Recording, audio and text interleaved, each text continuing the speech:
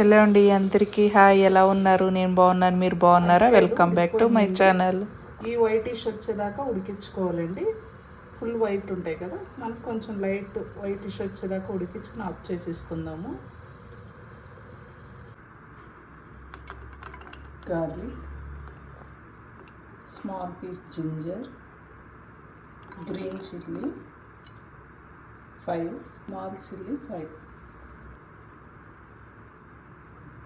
జీరా 1/2 spoon, 1 spoon salt. గిన్నె పెట్టుకుని oil వేసుకున్నానండి. అరటికాయ ఎప్పుడు కదా, అందుకని మనకు కొంచెం ఆయిల్ ఎక్కువే పడుతుంది. ఆయిల్ వేడైందండి. మినపప్పు, శనగపప్పు వేసేసుకున్నామండి. ఎండుమిరపకాయ అండి, అలాగే కొంచెం కరివేపాకు,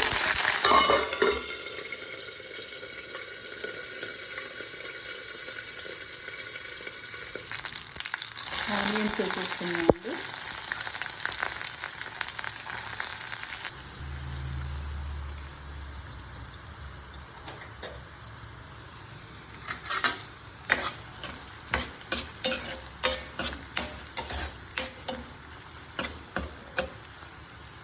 కొంచెం పసుపు అండి, వేగిపోయినాయండి. చూడండి, అరటికాయని మ్యాష్ చేసి వేసుకుంటున్నాను. ఇది మీకు తొందరగా అయిపోతుందండి ఫ్రై, అరటికాయ ఫ్రై. మీరు ఇది రసంతో కానీ పప్పుచారుతో కానీ తింటే బాగుంటుందండి. తప్పకుండా ట్రై చేయండి. లైక్ కొట్టండి, కొంచెం చూస్తున్నారు కానీ లైక్లే కొడతలేదు. కామెంట్ కూడా చేయండి. ఒకసారి మెల్లగా తిప్పుకుందామండి. ఒక 2 మినిట్స్ మగ్గబెట్టుకుందామండి. చాలామంది సబ్స్క్రైబ్ చేసుకోవట్లేదండి, సబ్స్క్రైబ్ చేసుకుని చూడండి, హెల్ప్ అవుతుంది. చూడండి, ఫ్రై 2 మినిట్స్ అయిన తర్వాత మనం ఇందాక పేస్ట్ చేసుకున్నాం కదా, పచ్చిమిరకాయ, జింజర్ గార్లిక్ పేస్ట్ వేయండి, వేసేద్దామండి. చూడండి ఎంత ఆయిల్ వేసామో అయినా కనిపించలేదు మనకి. ఇది వేసి ఇంకో 2 మినిట్స్ వేయించుకుందామండి, రెడీ అయిపోతుంది మనకి.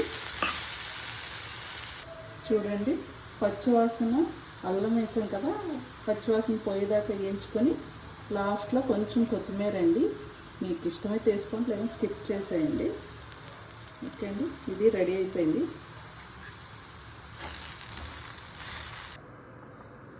చూడండి, రెడీ అయిపోయింది